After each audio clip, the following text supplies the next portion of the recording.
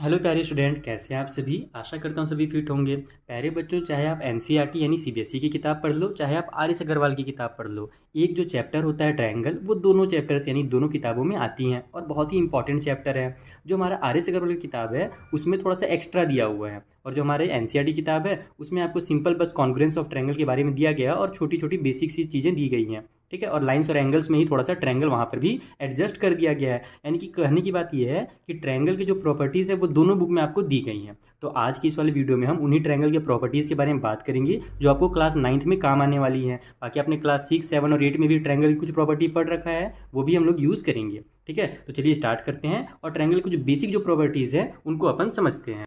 तो देखो, जो क्लास 9th है ना आपका बुक, इसमें आपको मेनली सेंट्रॉइड, ऑर्थो सेंटर, इन सेंटर, सर्कम सेंटर, इन सब चीज़ों के बारे में पढ़ना है। लेकिन मान लेते हैं थोड़ी देर के लिए कि कोई बच्चा ऐसा भी है हमारे पास जो पहले वाले क्लासेस में अच्छे से सर्कल के बारे में यानी सॉरी ट्रायंगल के बारे में अच्छे से नहीं पढ़ा है, तो उसको आपको थोड़ा सा बताना पड़ेगा ना भाई कि बेसिक सी चीज़ें क्या होती हैं। जैसे कि 90 डिग्री वाला एंगल वाला ट्रायंगल को क्या बोलते हैं, अगर हमारे छोटे छोटे एंगल बन रहे हैं तब ट्रायंगल को क्या बोलते हैं, तो वो सब अपन क्लियर कर लेते हैं। और एक चीज़ ध्यान रखना कि जो सर्कमफ्रेंस ऑफ ट्रायंगल है ना, यहाँ पर हम लोग जो ये वाला हमारा जो इंट्रो बन रहा है इसमें हम लोग इन्हीं सब चीज़ों के बारे में, बेसिक जो चीज़ें हैं इनके बारे में बात करेंगे। सर्कमफ्रेंस वाले के बारे में, सर्कमफ्रेंस बोल रहा हूँ सॉरी, कॉन्ग्रुएंस वाले के बारे में अपन जो अगला एक वीडियो बनाएंगे उसमें अपन उसको डिस्कस करेंगे कि कॉन्ग्रुएंस ऑफ ट्रायंगल क्या होता है। तो कॉन्ग्रुएंस के बारे में आपको एनसीईआरटी वाले बुक में चैप्टर नंबर 7 में दिया हुआ है और यहाँ पर आपको चैप्टर नंबर 9 में दिया हुआ है आर एस अग्रवाल में। ठीक है, तो उसका एक अलग से वीडियो बना दूंगा मैं, ताकि आपको कॉन्ग्रुएंस ऑफ ट्रायंगल क्या होते हैं ये अच्छे से समझ में आ जाए। ठीक है, तो थोड़ा सा अपन बेसिक स्टार्ट करते हैं। यहाँ पर आपके बुक में दिया हुआ है, मैं इसी बुक का ही यूज़ करूंगा, बुक की हेल्प से ही मैं आपको समझा दूंगा।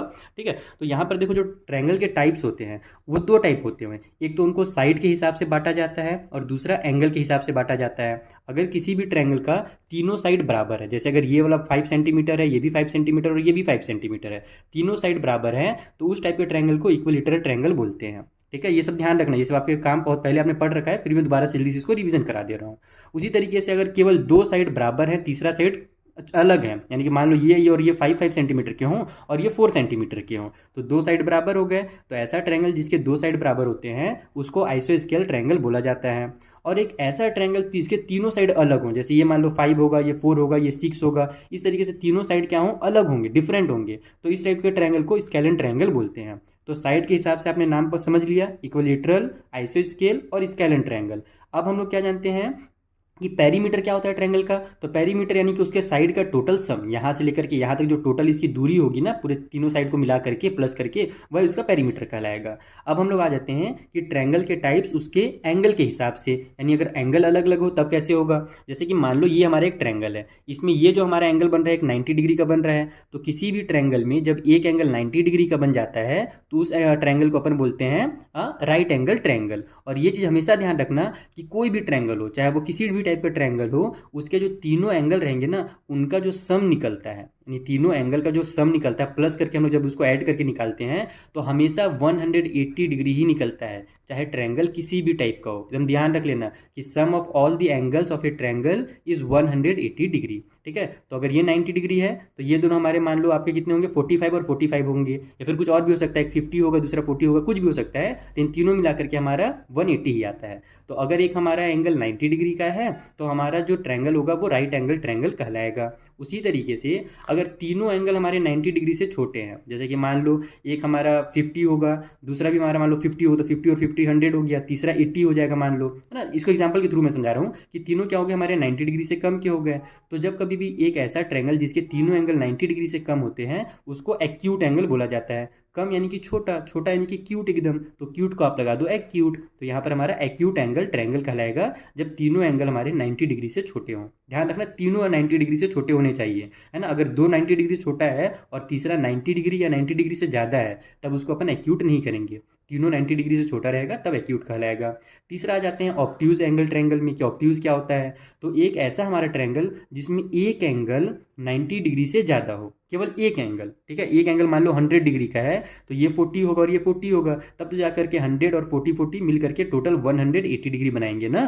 तो कभी भी हमारा, मैंने आपको जैसे पहले बताया कि तीनों जो सम निकलता है 180 नहीं निकलता है। ठीक है, तो यहाँ पर जब कभी भी एक ऐसा ट्रायंगल जिसका एक एंगल हमारा 100 डिग्री से 90 डिग्री से ज़्यादा होता है उसको अपन बोलते हैं ऑब्ट्यूज एंगल ट्रायंगल। और ये ध्यान रखना कि 90 से ज़्यादा होगा लेकिन 180 से कम होगा, ये एकदम हमेशा ध्यान में रखना कि 90 से ज़्यादा लेकिन 180 से कम ही रहता है। अगर 180 से भी ज़्यादा हो गया ना तो फिर वो ऑब्ट्यूज एंगल ट्रायंगल नहीं कहलाएगा। ठीक, तो इस तरीके से हमारा ये 3 टाइप के ट्रायंगल होते हैं जो कि क्या बोलते हैं उसके एंगल के हिसाब से उनका नाम दिया जाता है, 3 ट्रायंगल जो उनके साइड के हिसाब से नाम दिया जाता है। अब हम लोग जो मेन टॉपिक पढ़ने वाले हैं कि मीडियन क्या होता है, एल्टीट्यूड क्या होता है, आइए मैं आपको कॉपी में समझा देता हूँ डायग्राम के थ्रू।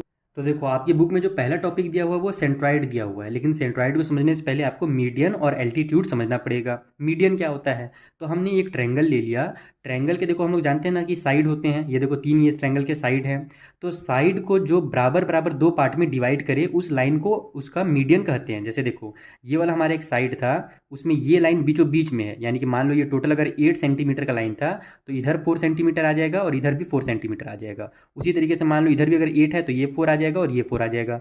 तो जब कभी भी किसी भी साइड को बीचों बीच से कोई लाइन डिवाइड करता है उसको उसका मीडियन कहते हैं। तो 3 साइड है तो हमारे 3 मीडियन बन जाएंगे, इस वाले साइड के लिए ये वाला लाइन मीडियन बन जाएगा, ये वाले साइड के लिए ये मीडियन बन जाएगा और इधर वाले साइड के लिए ये मीडियन बन जाएगा। हमने क्या देखा कि ये क्या कर रहा है, साइड को जो है ना बराबर बराबर पार्ट्स में डिवाइड कर रहा है। ठीक है, तो ये तीनों मिलकर के कहीं ना कहीं पे एक सेंटर बनाएंगे। यहाँ पर देखो ये सेंटर बना रहे हैं, तो यही जो पॉइंट है ना जहाँ पर ये मीडियंस मिलते हैं और एक सेंटर बनता है, सेंटर पॉइंट ऑफ मीडियन, इसको ही कहा जाता है सेंट्रॉइड। आपको इसका डेफिनेशन वगैरह रटने की बिल्कुल भी जरूरत नहीं है, अगर आपने एक बार समझ लिया तो आपका काम हो जाएगा। डेफिनेशन रटने की जरूरत नहीं है, वो आप अपने से बना सकते हो आसानी से।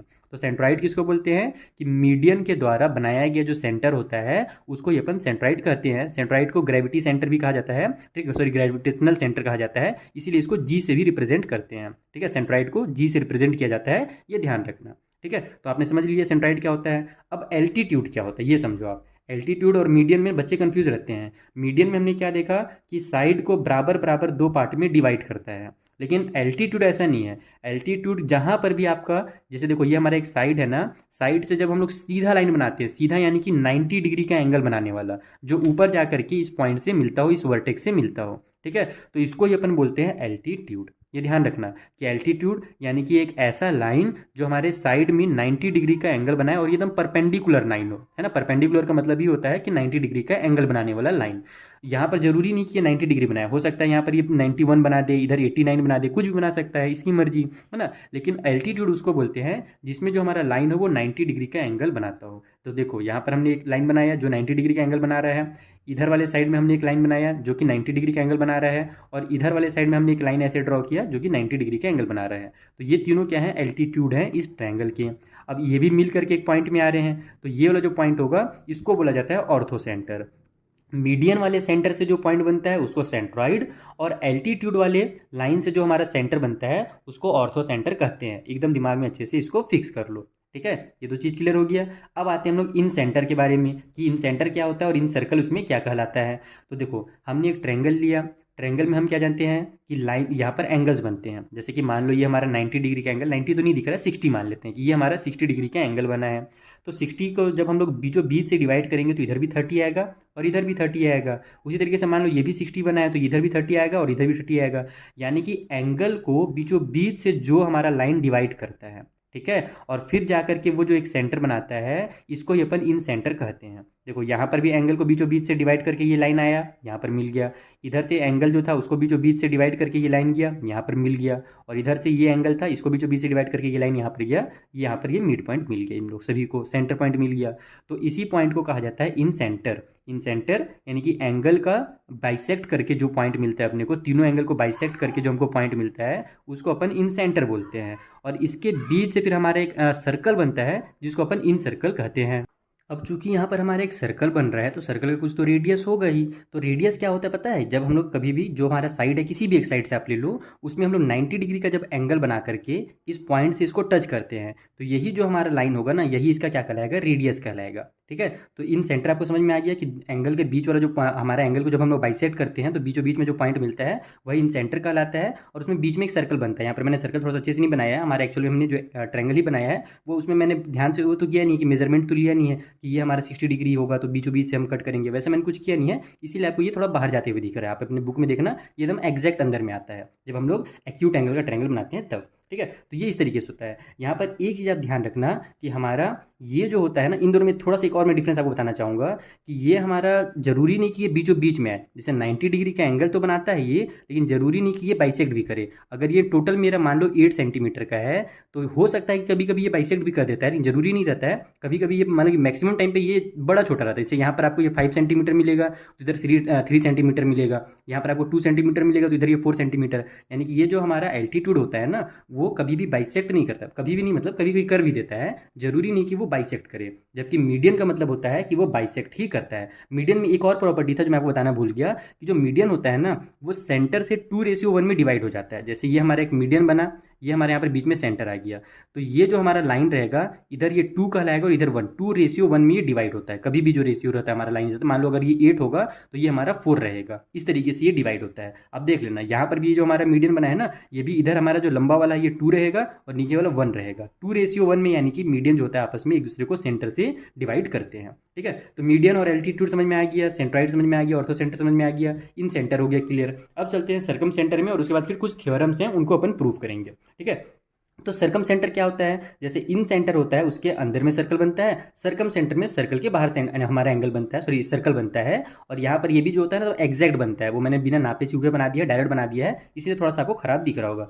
बस आप समझो इसको कि अब सर्कम सेंटर क्या होता है। ये वाले पॉइंट को कहा जाता है सर्कम सेंटर। ये पॉइंट मिलता कैसे है?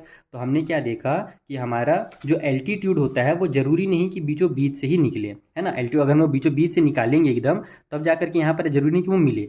लेकिन जब हम लोग क्या करते हैं कि एक हमारा ऐसा एल्टीट्यूड जो कि कहीं से, यानी कि ये दोनों को डिवाइड करे। जैसे कि मान लो ये टोटल हमारा लाइन अगर 8 सेंटीमीटर है, तो यहाँ पर भी 4 सेंटीमीटर दे दे और इधर भी 4 सेंटीमीटर दे दे, तो अब ये सीधा जाएगा। तो जरूरी नहीं ना कि यहाँ पे मिले, ये तिरछा भी चला जाता है कई बार। जैसे यहाँ पर ये है, तो ये अगर मैं ये जो बीचों बीच में बनाऊंगा ना, तो ये आगे अगर रहेगा, देखो इस तरीके से अगर रहेगा, ऐसे अगर हमारा ट्रायंगल बने रहेगा, तो अगर मैं बीचों बीच से बनाऊंगा तो देखो इधर ऊपर चला जाएगा। ये समझ में आ रहा है ना, इनकी जरूरी नहीं था कि सेंटर में जाए, इसीलिए अपन इसको बीचों बीच में यहीं पर जाकर के रोक देते हैं। यानी कि हमारा ये जो लाइन रहेगा ये मीडियन भी रहेगा, यानी कि इधर से और इधर से बराबर बराबर डिवाइड भी करेगा, और ये 90 डिग्री का भी लाइन रहेगा। मीडियन जो रहता है वो बराबर बराबर डिवाइड करता है, एल्टीट्यूड जो रहता है वो सीधा इस पॉइंट से एकदम सीधा एंगल लाइन लेकर के आता है। जैसे कि ये मैं इसी को दोबारा से मैं एक बार और बनाता हूँ, तो देखो अगर मैं यहाँ से ऐसे एकदम सीधा लेकर के आऊँगा तब ये मेरा एल्टीट्यूड कहलाएगा। लेकिन इसमें ऐसा जरूरी नहीं, इसमें बस बीचों बीच से जाना चाहिए, चाहे वो सीधा निकले चाहे वो बाहर निकल जाए, उससे अपने को कोई लेना देना नहीं। बस बीचों बीच में आना चाहिए ताकि मीडियन का भी काम कर दे और 90 डिग्री का एंगल भी बना दे, एल्टीट्यूड वाला भी काम कर दे। तो ये बीच में यहाँ पर आएगा। उसी तरीके से इधर हमारा जो लाइन है उसमें भी एल्टीट्यूड हमारा जो रहेगा बीचों बीच से इसको यानी कि बराबर बराबर डिवाइड भी करेगा और 90 डिग्री का एंगल भी बनाएगा। उसी तरीके से ये भी करेगा। तो मैंने जैसे आपको बताया कि अभी अगर हम लोग आगे बढ़ाएंगे तो ये हो सकता है इधर निकल जाए, इस तरीके से निकल जाए, ये हमारा इधर आ जाएगा, यानी कि ये हमारा इसमें टच नहीं होता है। कभी कभी हो भी जाता है लेकिन मैक्सिमम टाइम टच नहीं होता है, इसीलिए इसको बीच में रखते हैं। तो यहाँ पर जो हमको सेंटर मिलता है उसको सर्कम सेंटर बोलते हैं और इसको ओ से रिप्रेजेंट किया जाता है। और फिर इसका हम लोग यहाँ से ये वाला सर्कम सेंटर वाला जो है ना, इससे अपन यहाँ से यहाँ तक का रेडियस ले लेते हैं। तो देखो जब हम लोग इसको अच्छे से जब बनाएंगे ना, तो यहाँ से यहाँ तक की दूरी, यहाँ से यहाँ तक की दूरी एकदम सभी आपस में इक्वल रहता है। अभी तो आपको बड़ा छोटा दिख रहा होगा, जैसे ये वाला पॉइंट से ये हमारा जो वर्टेक्स है इसका दूरी होगा, ये वर्टेक्स से इस वाले पॉइंट का दूरी, और ये वाला पॉइंट से लेकर के ये वर्टेक्स से दूरी, ये सभी आपस में बराबर होता है। तो जब हम लोग सर्कल बनाते हैं तो एकदम एग्जैक्ट सर्कल बनता है जो कि इसके वर्टेक्स एकदम टच होकर के निकलेगा, जैसा कि आपके बुक में फोटो बना हुआ है ना, उस टाइप से बनता है एकदम, जब हम लोग अच्छे से बनाते हैं। तो ये मैंने रफली केवल बनाया, बिना मेजरमेंट के लिए बनाया है, बस आपको समझाने के लिए। ठीक है, तो ये होता है सर्कम सेंटर ऑफ सर्कल, और ये जो सर्कल बनता है इसको हम लोग सर्कम सर्कल बोलते हैं। ठीक है, तो ये कुछ मेन पॉइंट्स है जो आपको मैंने समझा दिया कि इसको कब किसको क्या बोलते हैं, क्योंकि सभी बीच में ही बन रहे हैं। बस मीडियन से बन रहा है तो उसको सेंट्रॉइड, अगर एल्टीट्यूड से बन रहा है तो उसको अपन ऑर्थो सेंटर बोलते हैं, अगर वो हमारा ये वाले पॉइंट से बन रहा है यानी कि एंगल को बाइसेक्ट करके बन रहा है तो उसको इन सेंटर बोलते हैं। और यहाँ पर जब हम लोग 90 डिग्री वाला बाइसेक्टर एकदम बनाते हैं और उससे जो पॉइंट मिलता है उसको अपन सर्कम सेंटर बोलते हैं। अब 2 थ्योरम आपके बुक में दिया हुआ है फिलहाल, ये आपने पहले ही पढ़ा है, फिर से मैं आपको समझा देता हूँ जल्दी से कि हमारा जो एक ट्रायंगल होता है, sum of all angle of a triangle is 180 degree. ये आपका एक थ्योरम है, यानी कि अगर एक ट्रायंगल है तो उसमें एंगल नंबर 1, 2 और 3 को अगर अपन प्लस करेंगे तो तीनों का जो सम निकलेगा वो 180 डिग्री निकलेगा। अब इसको प्रूव कैसे किया जाए? तो प्रूव करने के लिए सबसे पहले आप क्या करोगे, एक लाइन ड्रॉ करोगे इस तरीके से जो कि एकदम सीधा हो, यानी कि पैरेलल हो BC के, यानी ये जो हमारा पॉइंट है, ये हमारा जो लाइन है उससे पैरेलल आपको एक लाइन ड्रॉ कर लेना है। ठीक है, तो दोनों लाइन क्या हो गए, पैरेलल हो गए। अब 2 लाइन पैरेलल हो गए तो ये हमारा जो लाइन काम कर रहा है ये ट्रांसवर्सल का काम कर रहा है,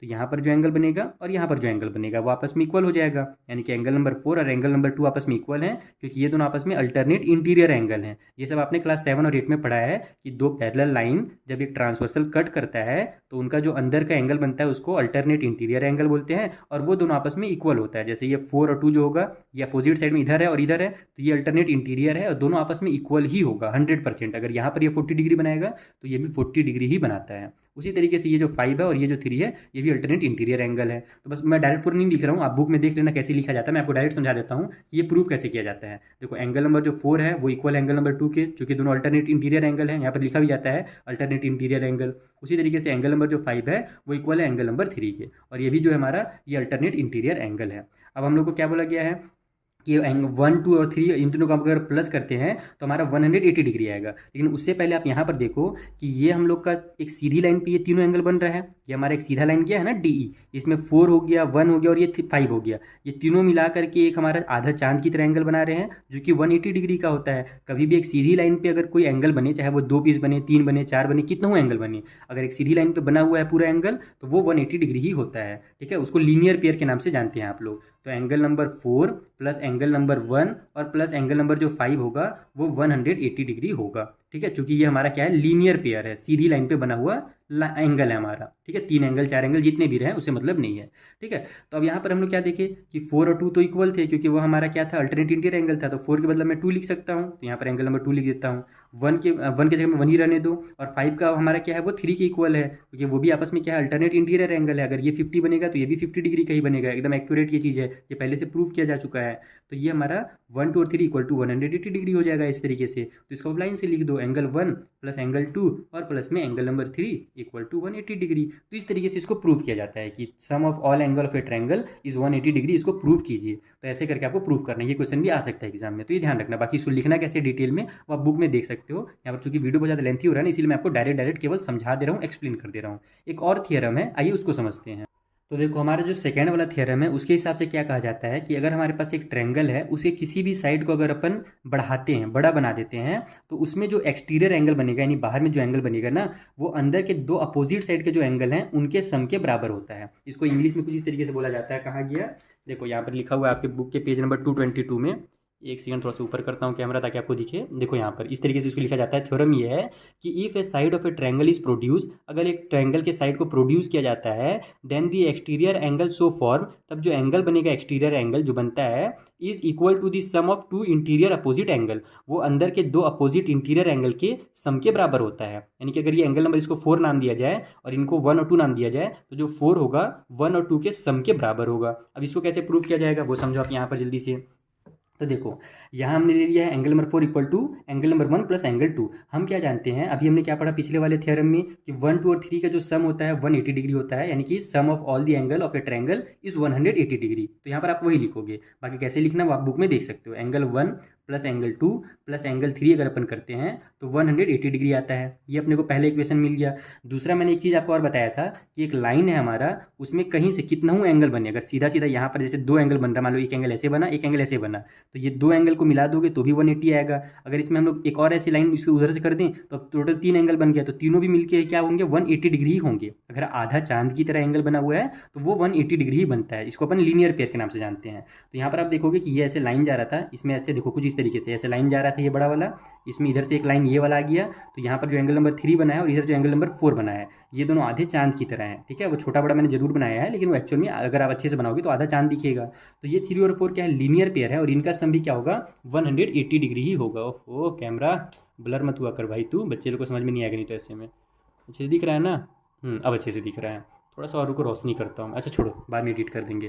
तो ये हमारा क्या है कि हमने क्या देखा कि एंगल नंबर 3 प्लस अगर एंगल नंबर अपन 4 करते हैं तो भी हमारा 180 डिग्री आएगा, क्योंकि ये हमारा क्या है, सेकेंड इक्वेशन बना दो इसको, और ये हमारा लीनियर पेयर है। ठीक है, लीनियर पेयर, इसमें आपको क्या लिखना है कि sum of all angle of a triangle, यहाँ पर मैंने लीनियर पेयर कर दिया। तो हम क्या देखते हैं कि दोनों का जो आंसर है वो 180 डिग्री है, यानी कि ये वाला वैल्यू और ये वाला वैल्यू आपस में इक्वल है। अगर किसी के राइट साइड का वैल्यू, किसी भी इक्वेशन के राइट का वैल्यू अगर आपस में इक्वल है तो लेफ्ट का वैल्यू भी आपस में क्या होगा, इक्वल होगा। यानी कि angle number 1 plus angle number 2 plus angle number जो 3 है वो इक्वल हो जाएगा angle number 3 plus angle number 4 के। ये होता है रूल कि अगर राइट वाला इक्वल है तो लेफ्ट वाले दोनों भी आपस में इक्वल होंगे। तो अब देखो यहाँ पर भी एंगल 3 है और यहाँ पर भी एंगल 3 है, दोनों को आपस में कट कर दो। कट करने का मतलब है जैसे मान लो आप इसको अगर इधर ट्रांसफर करोगे तो इधर ये प्लस में था, इधर आकर के माइनस में हो जाएगा। तो एंगल 3 से एंगल 3 माइनस होगा तो जीरो आ जाएगा, तो उसको अपन जीरो नहीं लिखते हैं। यहाँ पर अब आप थोड़े से एडवांस लेवल में पहुँच रहे हो तो वहाँ पर डायरेक्ट कट किया जाता है। तो हम इसको डायरेक्ट ऐसे कट कर देंगे तो बचा क्या हमारे पास, angle number 1 plus angle number 2 equal to angle number 4। देखो वही चीज़ था कि एंगल 4 जो होगा 1 और 2 के सम के बराबर होगा, वही चीज़ आ गई, एंगल नंबर 4 जो है इक्वल है 1 और 2 के सम के। तो बस इस तरीके से आपको दोनों थ्योरम को प्रूव करना है, बाकी डिटेल में लिखना आप बुक में देख करके सीख सकते हो। आई होप आपको बहुत अच्छे समझ में आ गया होगा। बेसिक से इंट्रो हमने लिया है। बाकी जैसे कि मैंने पहले ही बताया कि जो कॉन्ग्रुएंस ऑफ ट्रायंगल होता है उसके लिए मैं अलग से वीडियो बना दूंगा जब हम लोग उस चैप्टर में पहुंचेंगे तो, ठीक है, वो वीडियोस भी आप जरूर देख लेना। सारे वीडियोस की लिंक आपको मैं नीचे डिस्क्रिप्शन बॉक्स में प्रोवाइड करा दिया हूँ। चलिए मिलते हैं हम नेक्स्ट वीडियो में जहाँ पर एक्सरसाइज वाले क्वेश्चन को सॉल्व करेंगे। तब तक के लिए थैंक यू फॉर वॉचिंग।